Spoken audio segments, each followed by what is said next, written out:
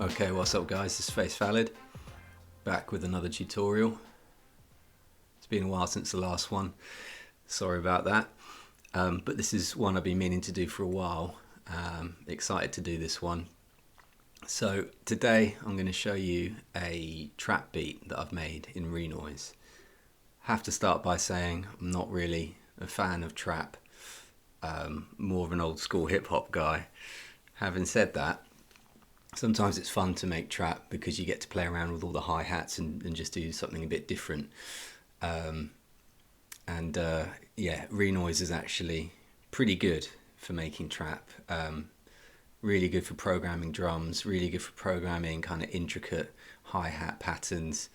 And I've made this song completely from scratch because I want to show everyone that you can make your own really good hi-hat patterns, you know, with all the kind of the pitch on them, the pitching, the pitch shift, all of the kind of effects and manipulation. That can all be done very easily in Renoise. And you know, I'm not a big fan of trap, but if you're making it all by yourself and you're not using those loop packs, you know, those sample packs, you just drag loops in, then you know that's pretty good. Alright, so let's get to it. So I was really focused on the drums on this one because I want to show you guys the drum programming first and foremost. I was kind of struggling to come up with music to match those drums. So in the end, because I didn't have any inspiration, I picked out this old song that I never really did anything with. I've kind of nicked the melody from that, so I'll just start by playing you this old song called Haze.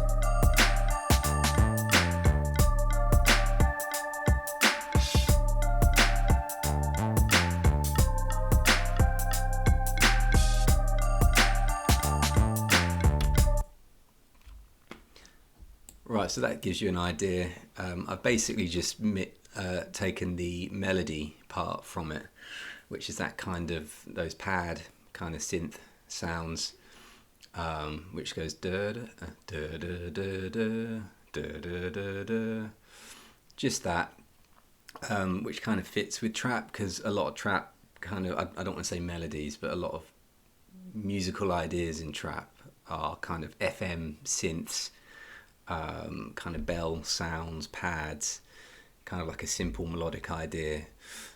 So I thought that would do the job. Right, having said that, I will play you half of the song. I'll play you up until this section called Bridge, because after that section kind of then repeats itself, so you can get a flavour of what I've done, and then I'll break it down section by section, starting with drums.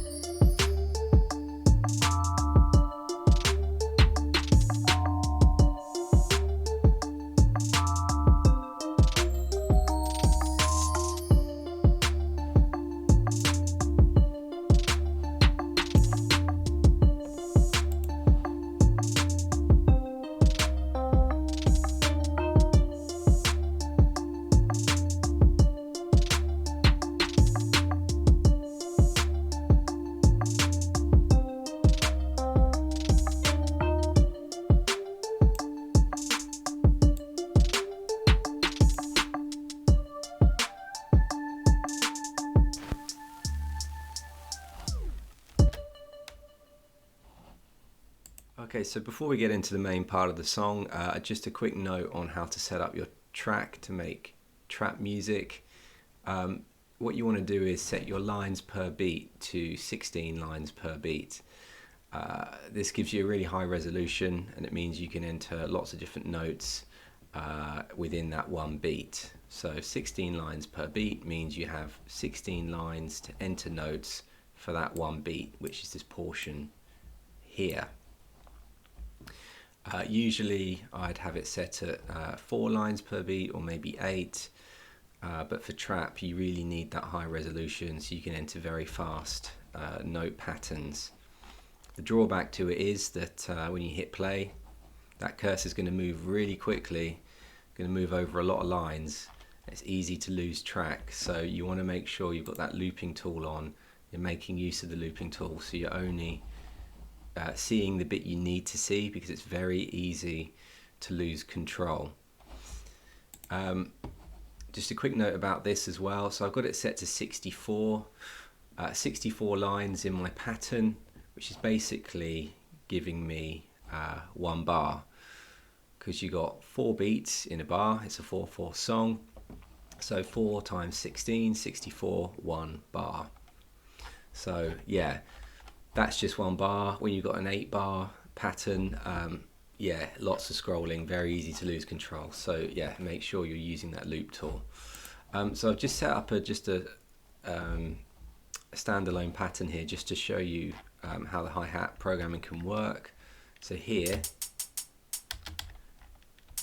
you've got your 16th notes, then you've got 8th notes, then you've got 64 and 32.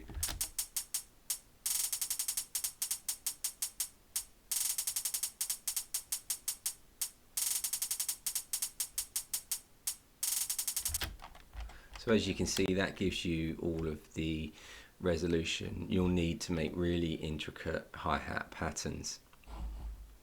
Okay, so let's get to the main part. So in this tutorial, I really want to focus on the drums and show you some techniques you can use to make your trap drums sound good. We're going to particularly focus on the hi-hats and how you can process them and try and recreate some of the sounds you might hear in those loop packs. So we're going to look at 3 main things in this video. The first one is using macros, which you can find up here in your sampler tab. Using macros and using that in conjunction with an LFO signal device. Then we're going to look at the modulation section below and how you can modulate audio samples using what are called sets.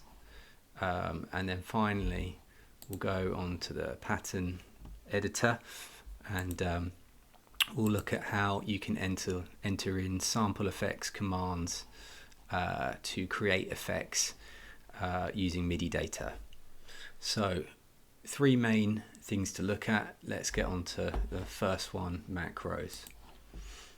So actually what I'll do first is I'll just run through the drums in this first pattern clip.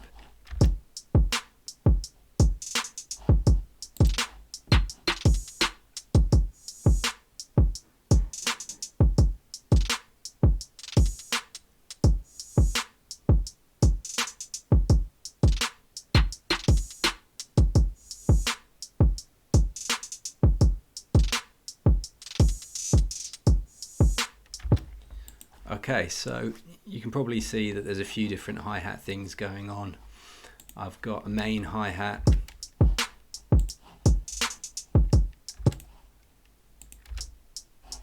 which is just playing 8th notes. That's just to keep the foundation of the track steady. Then I've got 2 hi-hats which are doing more kind of intricate stuff, called them buzz 1, buzz 2, because they're kind of doing those kind of buzzy noises. I've got an open hi-hat and I've got some chimes as well. So let's have a look at this one here, buzz 1. Right, I'm just going to find a section and loop it.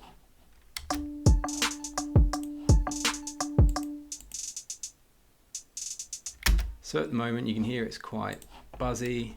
That's because we've got some, I think 32 and 64th note divisions going on.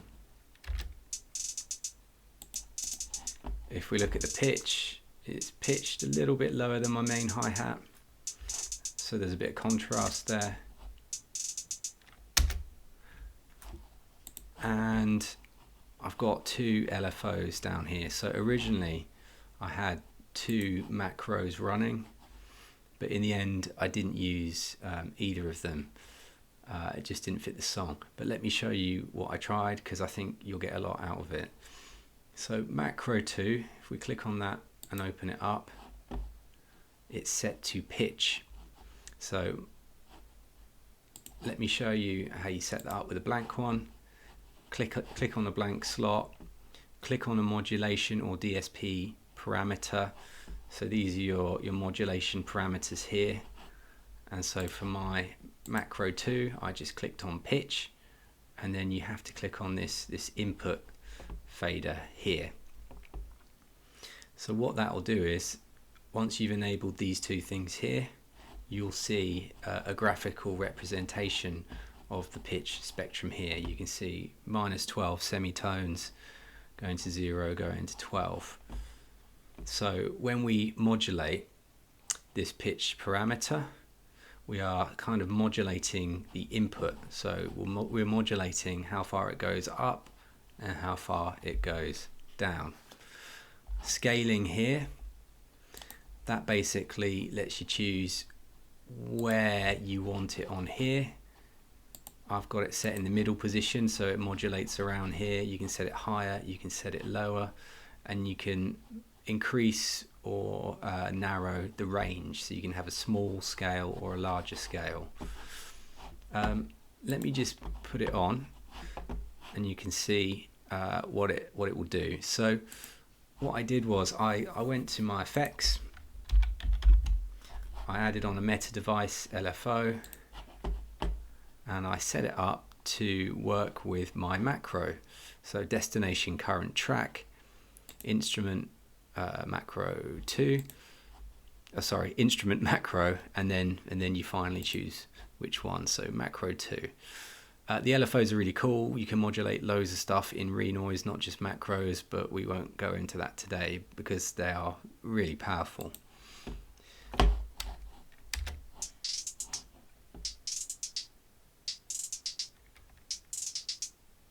Right, so you should be able to hear that. The pitch is oscillating up and down. You can see the LFO is oscillating.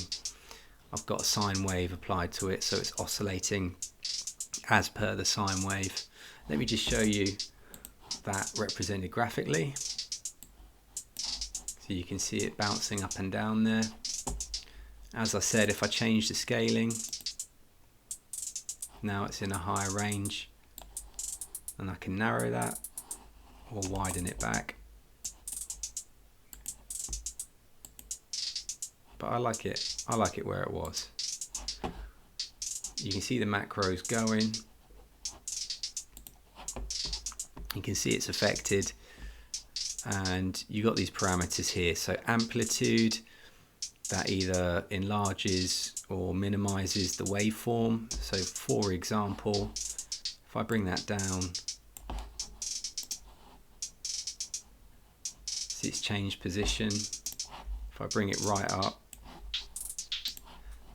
look at that now. It's oscillating over a greater range.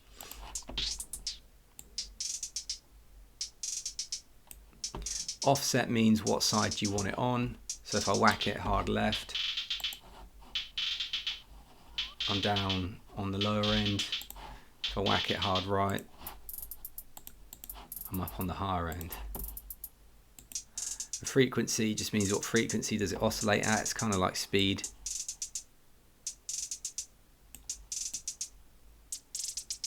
So if you mess around with those two together, you can get some really chorusy, gated, glitchy sounds. And you can change the waveform pattern as well. In the end, I didn't go for it because it was a bit too lively, it was a bit too noticeable, didn't really blend into the background of the track well enough. and also sometimes with the changes in pitch it can be a bit jarring. So I left that one out. I did also try modulating the panning, which I have used on other tracks before. That's really, really cool. So let me show you how I did that. So if I open up a new macro, if I click on panning and I click input, it's assigned to macro 1. I'll keep it in the middle.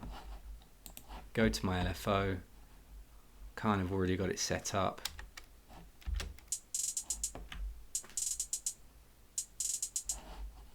Now at this point I need to remember to put that back in the middle.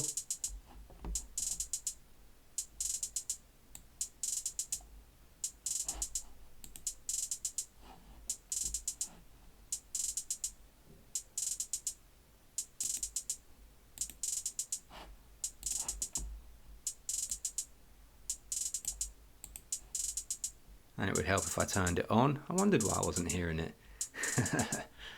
Oops. Right, now we've got it working. Yeah, you can see that's moving quite nicely.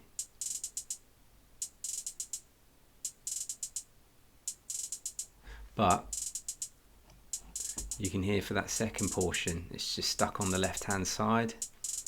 We're not getting the full benefit.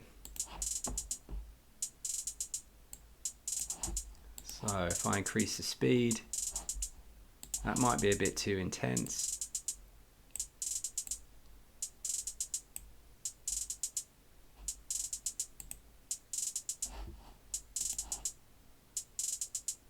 That's looking nice, that's looking pretty decent. I can hear that panning coming through loud and clear.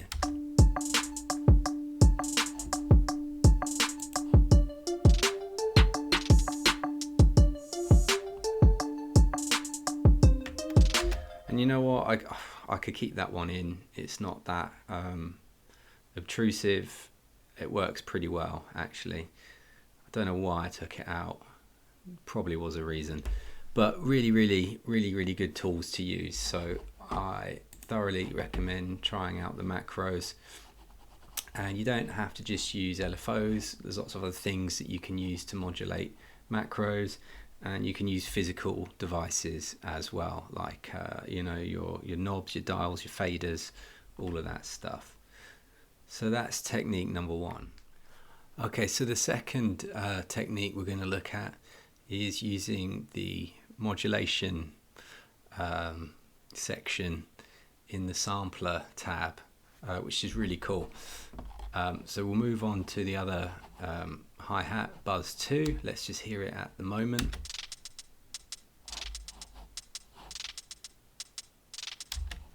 So some things to point out.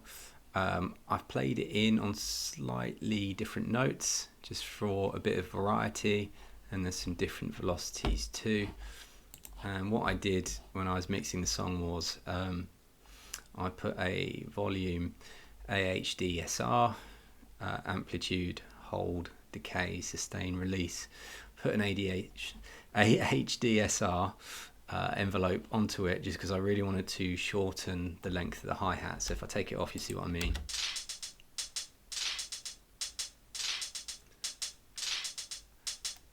Because the hi-hat I chose was more of a like a boom bap type hi-hat. It's used in one of my older tracks. Put that on, sounds completely different. Right, so modulation. So what is it? So when you're in the sampler tab, any audio file you've got loaded up here, you can play around with in many different ways. You've got phrases where you can create little kind of short musical phrases. You've got key zones, which if you use a sampler you'll be familiar with. You can map out the sample across as many or as little the range of the keyboard as you want. Waveform, there's lots you can do there with audio editing, really good for chopping samples. Modulation and then effects. So we're going to look at modulation today, and you've got all your little modulation options here. So how it works is, firstly, you add in what's called a set, which is like a little group of modulation things you're going to do. So this is set number 1. You can name them if you want.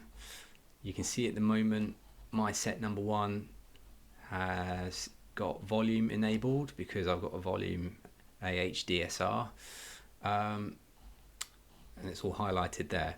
But I can add in some other stuff as well. I can create a new set, or I can add to the existing set. So if I add to the existing, if I choose pitch, we see the pitch is now represented here. Again, you're going to manipulate with that. I've got different modulation tools I can use to affect the pitch. It's really interesting. Again, I could use an envelope, which is a bit weird, but you can do that. I can show you that. It won't work very well, but you can see it's now enabled.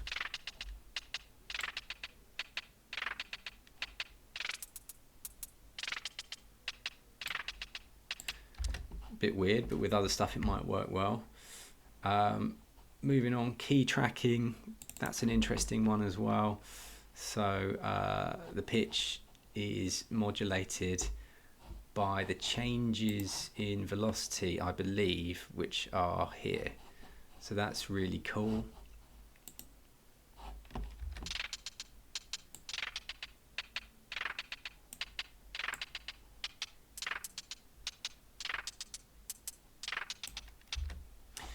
And then you've got your classic LFO. So we used when we're looking at macros, we used an LFO outside of here, just on our channel, to manipulate the macro.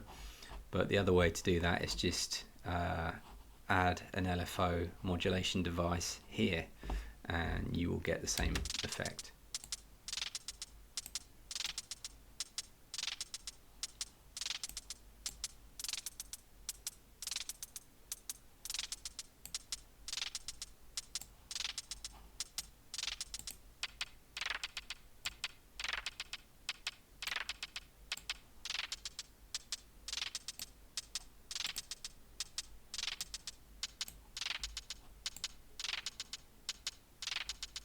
When I say same effect, you don't get exactly the same effect. It's a bit different.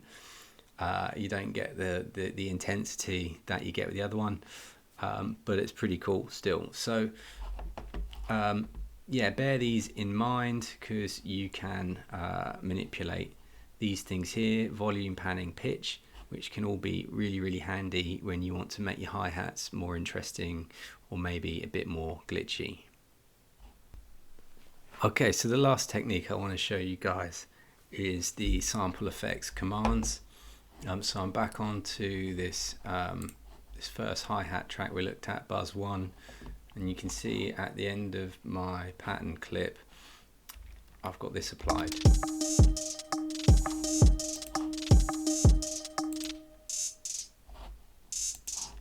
So what's going on there? You can hear that the first bit is kind of glitchy. The second bit, it descends in pitch. So how do we do that?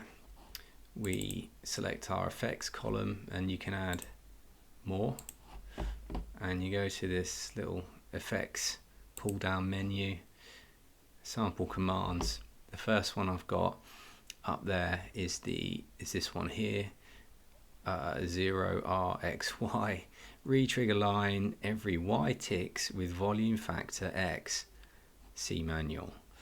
Yeah, doesn't really make much sense, particularly if you're reading it for the first time.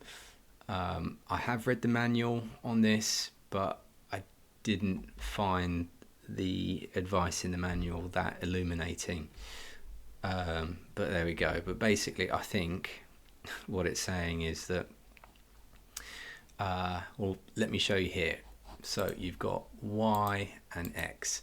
The first column here is telling you what sample effect command you've got applied. So it's the R for re-trigger. And you've got the Y and the X. The first one lets you set how much you re-trigger, and I think the second one affects the volume or the intensity of it. So let me show you.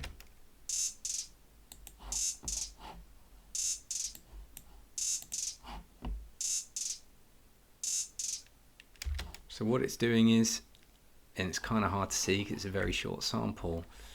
It's re-triggering at the start, and then once it's finished re-triggering, it then finally releases and plays the rest. If I was to move them down to about there,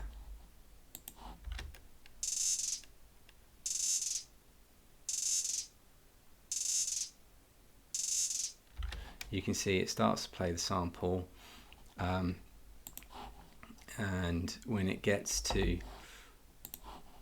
I don't know where exactly around here, it then goes back and re-triggers. To be honest, that sounds quite good. I wouldn't mind just hearing that with the rest of the song.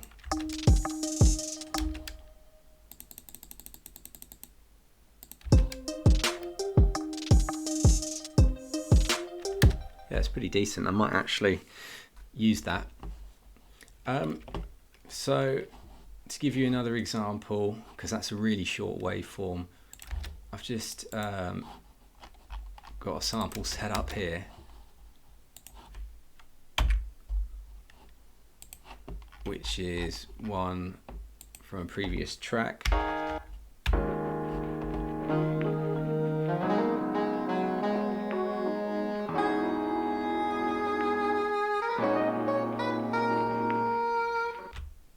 That's a sample I made, didn't buy it, I made it.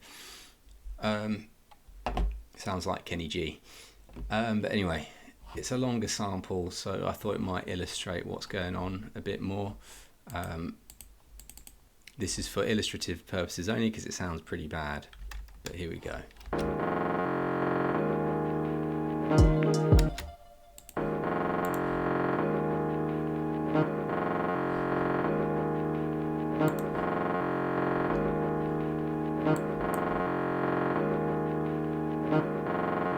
So you can see it starts to play the sample, it's going along, and then a few more lines later it hits this effect command, and it takes it back, re-triggers it by a factor of whatever times it's been set to,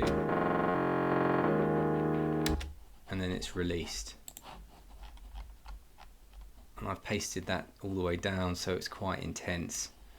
If I were to minimize that, what would it sound like? Let's have a listen.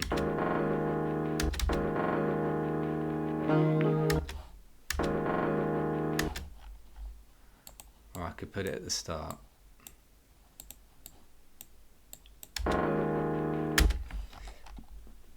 Doesn't sound great, sounds pretty drilling, but you get the idea. Have heard it used really well in some tracks by other artists. One of them, She Music.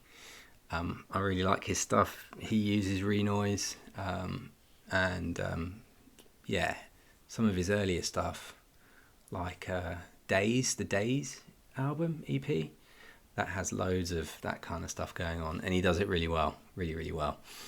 But yeah, for hi-hats, works quite nicely just to liven up a little hi-hat phrase.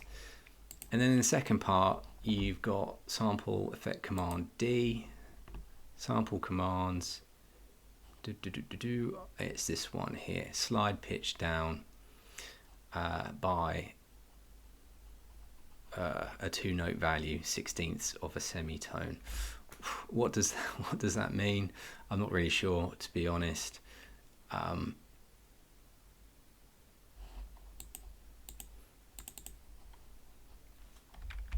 It's hexadecimal, so you can input notes in the hexadecimal range. I should probably try and learn this one a bit better, but you can basically put low or high value note ranges in, and it will bring the pitch down slower or faster depending on the notes you put in. If you're not familiar with hexadecimal, it's what Renoise uses. So instead of normal MIDI with 127 note values, I think you got 256, bigger range. If that gets confusing, look at a table of hexadecimal from 0 to 256, and then break it into the percentages. So if you map out what's 25%, what's 50%, what's 75, what's 100%, it starts to become a lot easier. And if you find the middle point, which off the top of my head it might be CO, but I can't remember. If you know the middle point, then you can kind of go either way from that. But yeah, really cool thing to use. Okay guys, so that's it for this tutorial. I hope those techniques I showed you were useful in some way. I appreciate I'm no expert, but as I like to say, I muddle my way through, and I hope you got something from it. I'll finish out the video by just playing the track through from start to finish. In terms of the arrangement, not much to say here, just a few quick things to point out. I've got an 808 sample for the bass. I'm using the Camel Crusher free VST plugin to kind of give it that distortion, saturation and compression, make it really punchy, really like that. This percussive sound I've got in the song, that's coming off of this MDA DX10 VST, which I really recommend, which I think emulates the Yamaha DX10, I don't know, but really cool. It reminds me of the kind of chips you'd have on old computer consoles. My Rhodes, I've put on a cabinet simulator. This is a Renoise effect, really good. Use this so much, really good at making keyboards or guitars just sound really crunchy or gritty. Gives them lots of texture. And then aside from that, not much processing on the drums. Sometimes I'll use Renoise's phaser or chorus or bit crusher to make the hi-hats a bit more interesting, but for some reason I didn't do that this time. Yeah, so that's pretty much it. So yeah, I'll play the song. Hope you enjoyed the video. If you have any comments or you want to correct me on anything, just give me a shout. It's always appreciated. I'll see you on the next one.